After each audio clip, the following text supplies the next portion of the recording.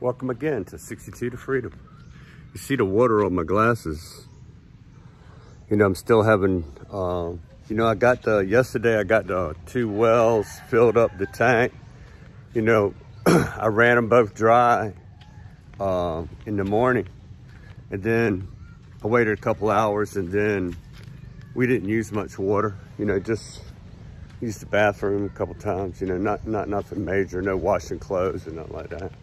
And then when the second go around, the first well filled up the tanks, and then I was able to, it cut off by itself. That's how I know. You know, the tank has got a float valve in it, and it will automatically cut the tank off when it gets full enough. So it would trigger the pump to come on, and then it will also trigger the pump to stop when it gets full enough. So it stopped by itself instead of me hollering at rain upstairs to stop the thing, because you're not supposed to run it dry. So that being said, today, you know, I didn't notice it when we left, but I guess when my wife took a shower to go to work, it must have emptied the tank enough, because, you know, last night everybody took showers and used the bathroom, washed dishes and all that stuff last night, but it didn't come on because I didn't hear it. But we went out the top, you know, to the driveway, so it must have came on, and the whole time I was gone it was running dry. So I just came back, and indeed well number 1, which is, you see over there, that it's above it's where the hand pump is. That was the first well dug. It was dry.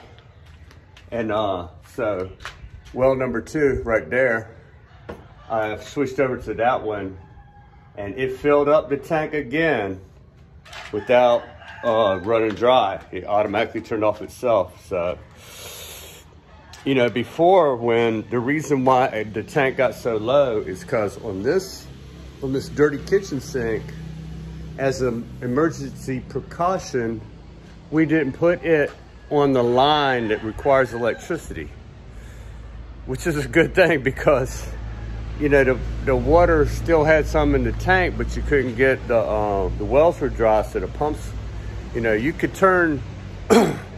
That's another thing that we kind of did wrong. The pump that pumps the pressure up is the same pump.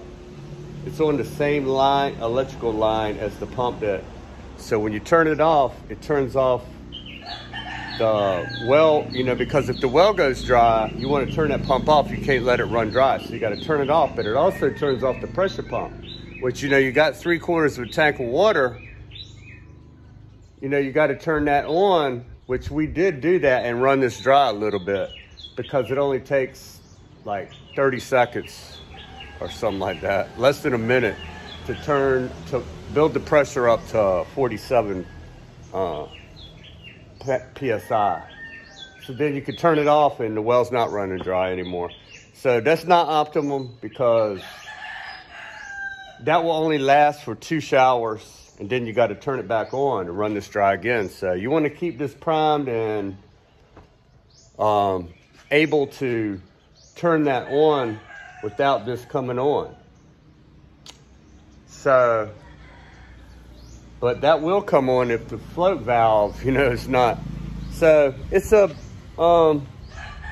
not good. So I will probably change that to be on 2 different lines, the electric, because you know, we're in a drought situation right now, and, you know, that party was too much for the wells. We were having no problem with us 3.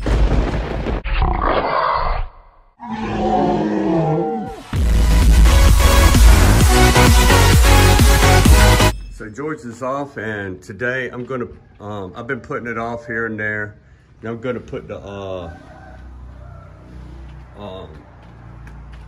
barrel bolts and the other 2 smoke alarms in the house. Well, I checked something off my honey-do list. I got these barrel bolts. See 1, 2 in there. So it's 1, 2, 3, 4 locks on the back door. That's a Yale too, right there, Yale. And there's a deadbolt, barrel bolt. And then this frame of the door, it's not done like, I don't know if you saw it, you watched every one of my videos. This frame has like, all the way around it, I would say there's probably 100 nails nailed into the wood. And then they get the frame up there positioned in, and the rough of the concrete, this is solid concrete, the rough of the concrete was like way out here.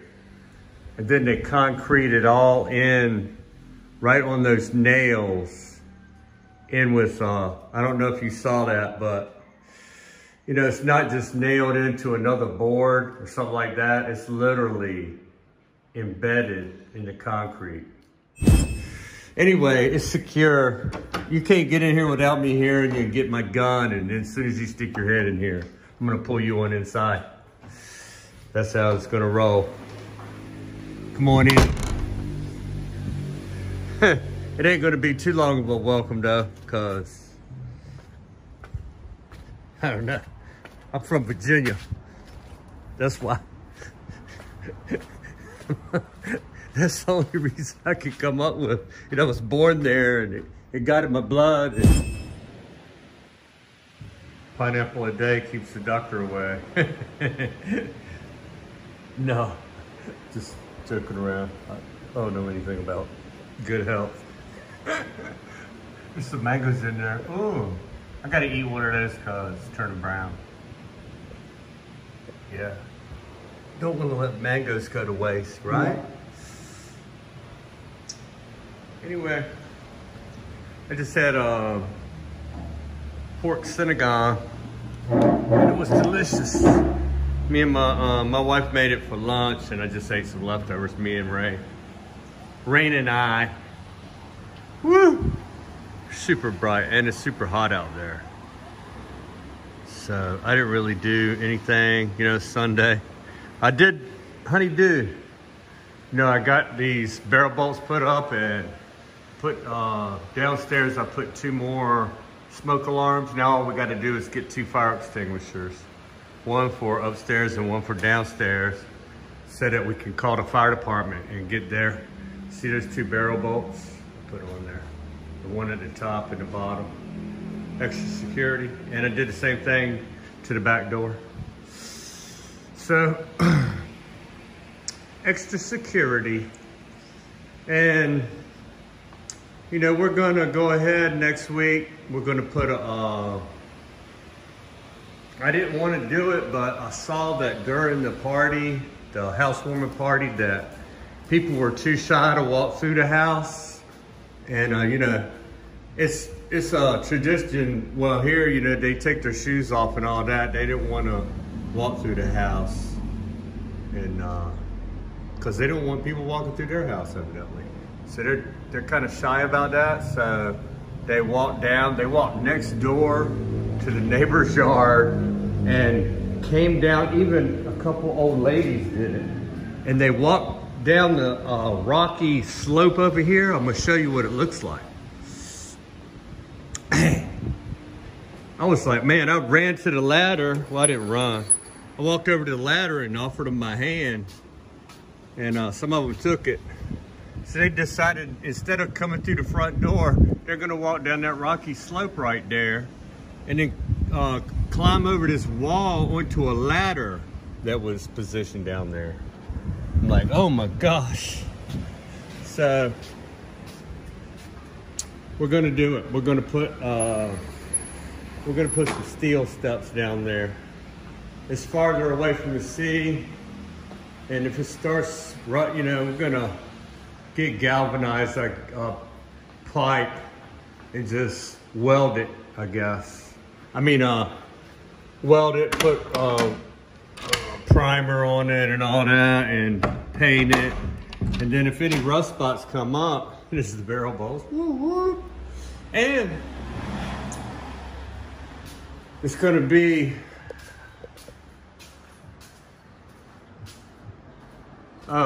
Gary said maybe next week. He's doing something right now. So right down through there. And then we're gonna cut this fence right there. And then there's gonna be, it's gonna go straight to that landing right there. I'm gonna take out that one strip of stainless right there. And so it'll just walk straight down to the beach, or you can walk down there and come in the bottom doors too. So, but you could just keep going straight. So I want, there's gonna be a lock gate right here where the wall is. I know I didn't know if I was gonna have enough money for this. That's why I skipped it. And it was a security issue to me, but we just make it more secure here, you know, put some cameras and stuff. So, and the money situation ended up better than I was thinking. Plus, I got back more than I was thinking I got back, you know, from the 401k. It took out 20% originally, and then, shoot, I'm gonna get a pretty good chunk back. So it's enough to do all this with. And we're gonna have a small gate up there with spring loaded, so that to maintain the war against the animals trying to come here to poop. You know, I think they did that since they were born. And then, because nobody lived here, so they came here at their leisure. And so we'll have a gate up there, spring loaded, that'll automatically close when people come in, so they can't leave the gate open. And then there'll be a lock here, so when I want to let people in, I will. So there you go. That's a project coming up. House built project number blah, blah, blah. I don't even know what those are anymore. I'm not gonna count those. I'm just gonna call it project. I told you, this mango need to be, see that little spot? I gotta eat this mango, cause it's not gonna last too much longer. I decided to come out here in the yard because it's gonna be a sloppy affair, since I'm not gonna use a knife or anything. Just gonna peel it like that, munch down. So I'm in the end of partial shade. It's pretty hot, but I'm still, you know, I'm still kind of sweaty from working on the honey-do list. And so I don't know what I'm gonna do. I'm gonna work a little bit more over there. I might rake them cans out of there, stab them, put them in a spot, you know, crunch them down and put them in a spot. That's the plan for right now, after my mango. So, like my friend from Guam says, smash that subscribe button. Bam! Off the top ropes on the subscribe button. Bam! Yeah, off the top ropes. So, wow, you see I'm kind of red, eh? So I want to make, tomorrow I want to make the clothesline, but I got that honey-do list, barrel bolts and smoke alarms. And now before I even got that done, she don't want my toolbox on top of the spare washing machine. Because, you know, we bought so much stuff at All Home. We bought this one refrigerator. That refrigerator that we bought in there came with a free washing machine. But it's the kind of washing machine that is popular here. It doesn't do anything. It doesn't spin, and you just hang it up on the line. No, it's not like it's not a everything washing machine.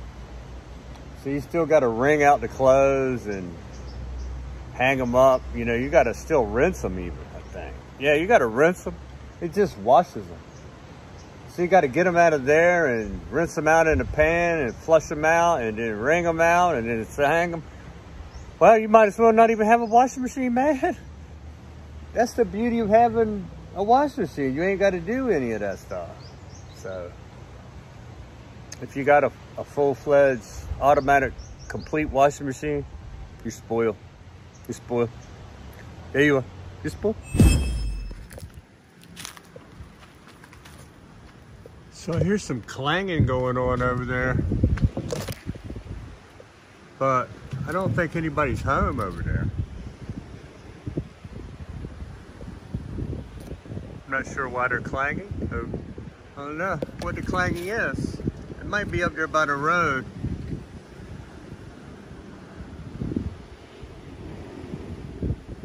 So, not sure about that.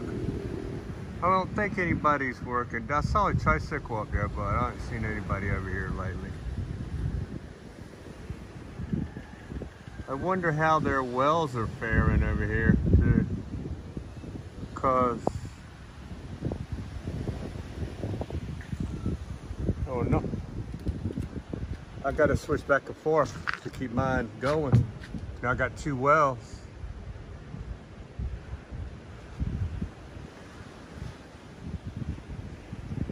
And as I told y'all, on the well I got tested at the health department, I drank out of my daughter's bathroom sink for probably a month straight, and I had no ill effect.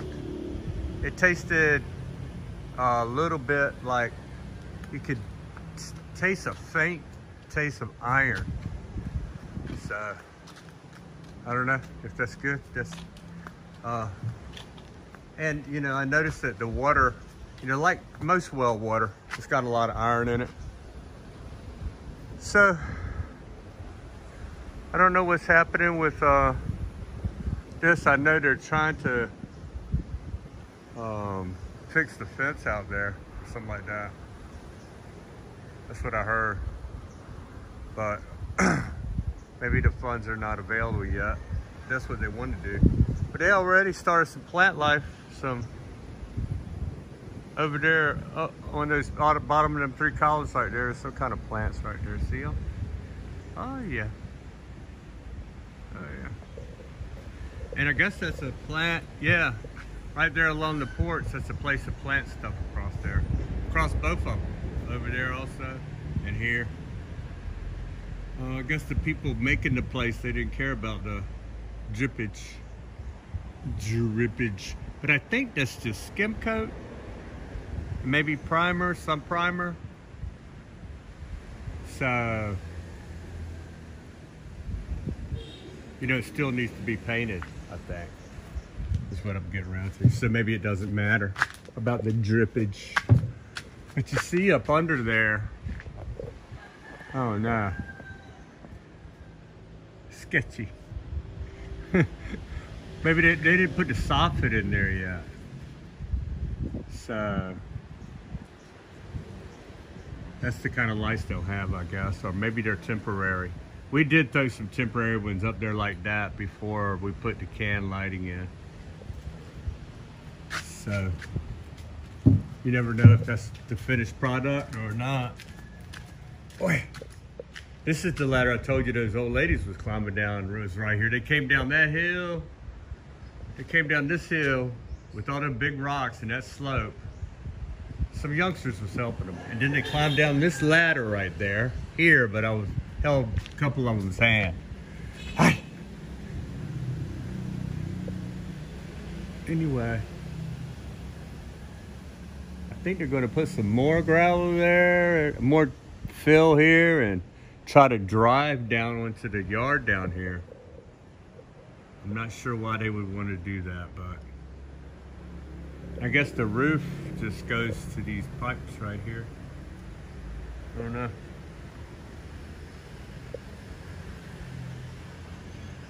I'm not sure. You can see it bowing. I don't know if you can see it in the camera, but you can see that beam bowing, I know. See how much that beam bowed down through there? This ain't no wide angle lens. You see where that wood is nailed to the hollow block right there? That's where it comes out the most, or a little bit past that. Okay, I'll try to show you. Wow. And right where this bow is, right past that, or right at that wood and beyond, is where the cracks are. Let's see if I can find them. I'm quite sure that I can. Look, this crack is massive. You see where it cracked across here and then followed this line. Then it followed this line. Then it cracked here. Then it followed there, cracked here, all the way up here. Then it made it up to this, then it followed this all the way up here, and then boom, all the way across there. Then it followed that seam to here and went all the way across the beam. And then I'm sure that massive crack right there is part of it too. And you can see it farther up there where that hollow block is. One above the beam, one with that massive crack, when the one row, then 2, 3. I still see it right there. Right there, see it? Right in the middle of the screen. It's massive. When the rain comes, this wall is coming down. I'm quite sure of that. And not only that crack, look how massive that is. There's another one right beside it. And there's a crack in the beam there. Multiple cracks right there in the beam. Then there's another crack in the beam over here and another crack in the beam. I don't like it. I don't like it, you know. I forbid my daughter to come down these steps and take a left to walk in her own yard. She can't even walk in her own yard because I won't let her. I won't let her walk through where I just walked at. Because she's young, she's got a long life to live, but I ain't gonna let this junky wall that somebody built take my daughter out. I'm just not gonna do it.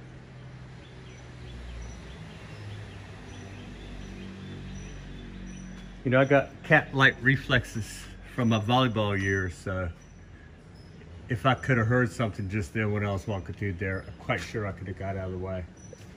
You know, I got protection anyway, so. Phew.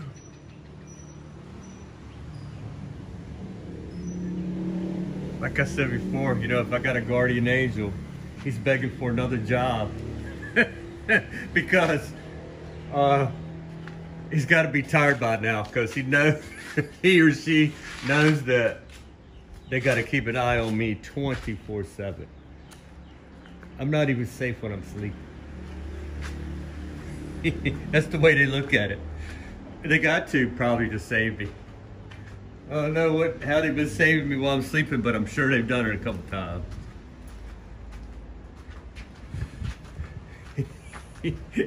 Anyway, I'm not presuming I know. I'm not presuming I know anything about that. I don't know how I'm still alive. There's many things that's happened to me. You know, when I was young, I was really crazy, and all my friends, and some of them are subscribers right now. You could ask them, but I don't want to sick the group on them to ask them questions, you know. But I got quite a few friends on there from high school, and several of them know about the 7 death rides of 62 to Freedom. When I was younger, I just felt like I didn't need to follow the law, and I don't know what was wrong with me. Hormones, that's what I blame it on. Flying hormones. They had wings. They didn't even need any Red Bull, man. They had wings on their own. They might have got some of that, whatever had me, and they put that in Red Bull now, man. So here's a peek at. And one of the death rides, this was an unbelievable one. My friend John, I don't know how we made it out of this one, but I'll just save that story for another time. I don't know how it involved going, you know, losing my. I'll tell y'all the whole story one day. But it involved the police getting behind me and me going over this pine tree, and the pine tree came up on the other side because I was going so fast. It was only about a foot thick pine tree, you know, a big skinny one. And it, you know, my car didn't flip. It did like a quarter, and then did a jerky quarter while I was sliding over the pine tree. Afterwards, I went back there, and there was a skin mark all the way up the tree. The tree was about to the eaves of, underneath those two eaves right there, like above right up to the top of the second sliding door right there. So that's how tall the tree was. Anyway, it took my lights out, and I went behind that mansion. That was a mansion. And I went behind there, and there was this great big bush, like a azalea bush. And I just drove right in there, and it just swallowed my car up. It was humongous. Turned off the car, and we just sat there for a couple hours. We heard the, you know, the sirens and everything. And later on, after everything calmed down, I said, well, we're gonna have to take the back roads home. So we went the back roads, and I was going, and I saw this guy with a flashlight, you know, waving, you know, with his arms over his head. And I didn't have any lights on, but he saw me in the moonlight or whatever, because it was like 2 o'clock in the morning. So I thought it was a roadblock. So I told John, I'm not stopping. And I punched it. Woo! And so we just about get to this dude, and it was a train track right there. That guy was that dude that used to ride on the caboose. He was out there trying to, because it was a back road, so there was no lights, you know, to warn you that. So the guy got off, and he was warning us, but I didn't know. And I was going super fast. I don't know how fast, maybe 80. But we just about got to the place, and I saw the train for the first time come out of the trees. You know, we're pretty close because, like I said, it was a back road. And the train started coming across the road, and I made a split decision as I knew that I couldn't slam on brakes and not hit the train.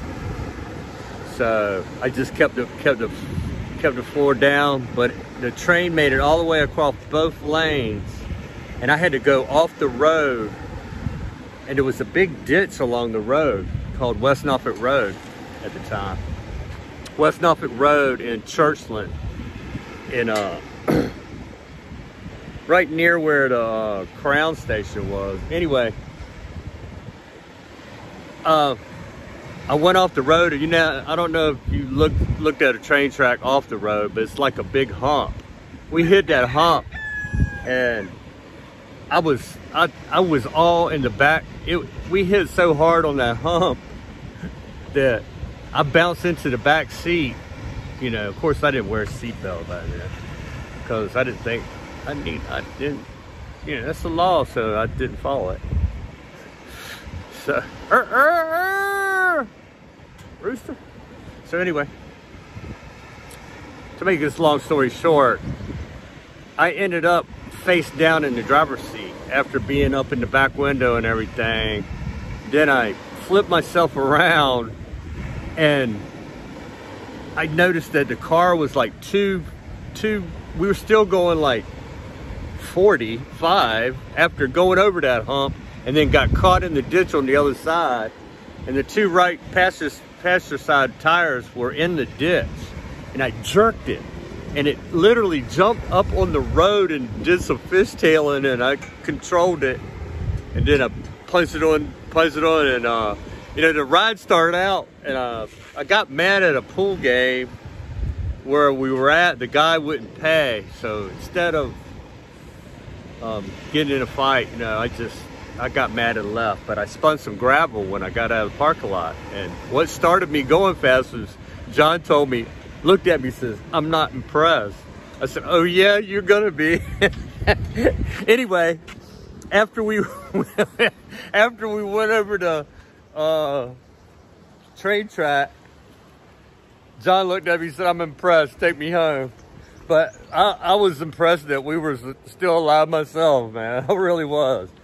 And I don't know if John remembers the story like that, but because of a lot of reasons. We were young and I was young and dumb and everything, so that's my excuse. Lucky to get a ladybug. Where was it at? On the stairs. Oh, it didn't land on you? No. I can't even hardly see it. That's his wing sticking out. It got. It's hard. Oh, he's damaged? Yeah. What'd you do to it? I found him like that. Oh, maybe a lizard tried to get him. Took a nip at him and he flew away. Oh, let him go on a banana leaf. How? There's one right there. That's his best chance.